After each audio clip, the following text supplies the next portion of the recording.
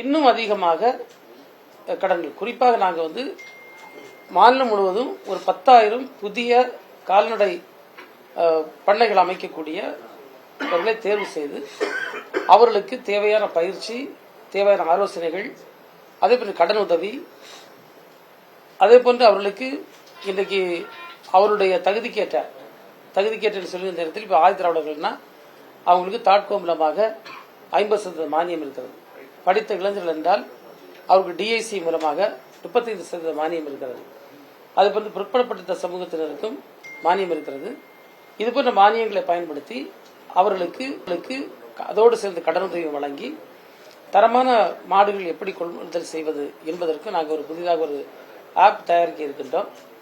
அதற்கான தொழில்நுட்ப வல்லுநர்களோடு நாங்கள் பேசிக் கொண்டிருக்கின்றோம்.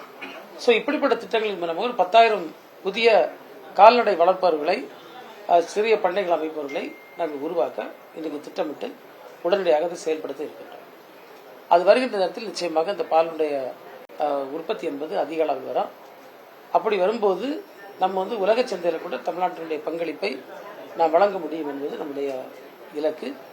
அதோடு தமிழ்நாட்டினுடைய அந்த ஜிடிபி, கிராஸ் டொமஸ்டிக் ப்ராடக்ட்ல பங்களிப்பும், பாலினுடைய பங்களிப்பு இன்னும் மேலும் அதிகமாக இருக்கும். இது பல்லாயிரக்கணக்கான மக்களுடைய, பல்லட்சக்கணக்கான மக்களுடைய வேலை வாய்ப்பையும் ஒரு தரமான வாழ்க்கை முறையும் அவர்களுக்கு உறுதி செய்யக்கூடிய விதத்தில் இந்த திட்டம் அமையும் என்று நான் கருதுகிறேன். ஆவினை விட அமுல் நிறுவனம் அதிக அளவில் கொள்முதல் விலை கொடுக்கறாங்கன்னு பால் விவசாயிகள் கொள்முதல் கொடுக்கறாங்கிறதுக்காக அமுல்கிட்ட போறாங்க. இப்ப அமுல் திடீரென ₹3 கொள்முதல் விலையை குறைச்சிருக்காங்க.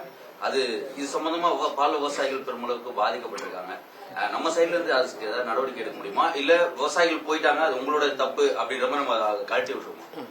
இந்த பத்திரிகையாளர் சந்திப்பின் மூலமாக நான் விவசாய பெருங்குடி மக்களை கேட்டுக்கொள்வதெல்லாம் அவர்கள் வந்து அந்த பாலை வந்து ஆவினுக்கு வழங்க வேண்டும் என்பது என்னுடைய கோரிக்கை.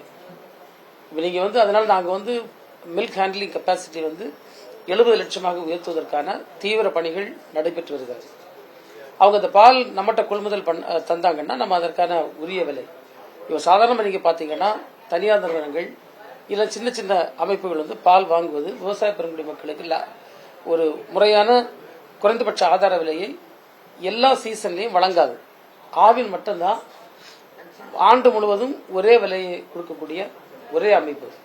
அது ஒரு மிகப்பெரிய பலமாக நான் பார்க்கிறேன். பட் இப்போ அந்த அமுல் நிறுவனம் அடுத்தடுத்து வளர்றதுக்கான சூழல் இருக்கு. நம்ம கடிதம் எழுதியிருக்கோம் அப்படின்னு அவங்க யூனிட் எக்ஸ்பேண்ட் பண்ண ஒரு திட்டம் வச்சிருக்காங்கன்னு சொல்றாங்க. நம்ம அதை எப்படி இருக்கோம்? இப்ப நம்ம வந்து அதை விடவும் நிறைய திட்டங்கள் வச்சிருக்கோம். இப்ப நான் தான் அவங்கள்ட்ட இப்ப நம்ம இப்ப சொல்லக்கூடிய இந்த கால்நடை, புதிதாக கால்நடை வளர்ப்புக்கேற்ற ஒரு உகந்த சூழலை வந்து தமிழ்நாட்டில் உருவாக்கி கொடுப்பது.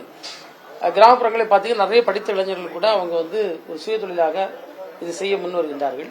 இப்போ நம்ம விலை உயர்வு கொடுத்திருக்கிறது, அது போன்ற ஸ்பாட் டெக்னாலஜி கொடுத்திருப்பது, இவையெல்லாம் நிர்வாக சீர்திருத்தங்கள், இவையெல்லாம் சேர்ந்து வந்து அவங்களுக்கு ஒரு முறையான விலை வந்து லாபம் கிடைக்கிறது.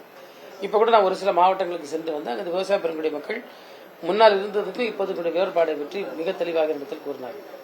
அதே போன்று அவங்களுக்கு முக்கிய தேவை வந்து விவசாயிகளுக்கு பாலுக்கேற்ற ஒரு விலை, ரெண்டாவது அவங்களுக்கு வந்து தரமான ஃபீடு, அதுவும் நம்ம பண்ணிட்டோம்.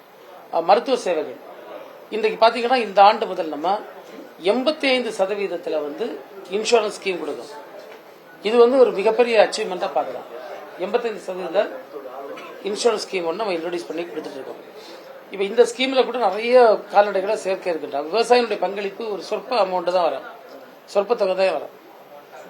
அப்படி வரைச்சபத்தி நீங்க பாத்தீங்கன்னா இந்த தனியார் இன்சூரன்ஸ்ல பாத்தீங்கன்னா ஒரு ₹50,000 செலவில் உள்ள மாடுக்கு ஒரு ₹2,500 பிரீமியம் வருஷத்துக்கு வரும்.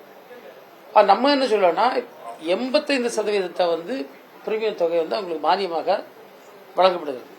அப்படி வரைச்சமயத்தில் ஒரு விவசாயி ஆவின் பால் தரக்கூடிய பட்சத்தில் அவர்களுக்கு நிச்சயமாக இந்த எல்லா சலுகையும் கிடைக்கும். கடன் உதவி கிடைக்கும், பல்வேறு திட்டங்களின் மூலமாக மானியம் கிடைக்கும், இன்சூரன்ஸ் இந்த அளவுக்கு கிடைக்கும்.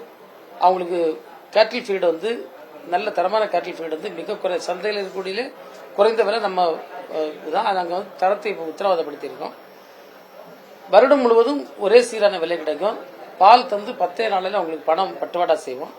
அது மட்டும் இது அரசு நிறுவனம் ஆகையால் அவங்களுக்கு பணத்தை பெற்றுவிட பயப்பட வேண்டிய அவசியம் இல்லை.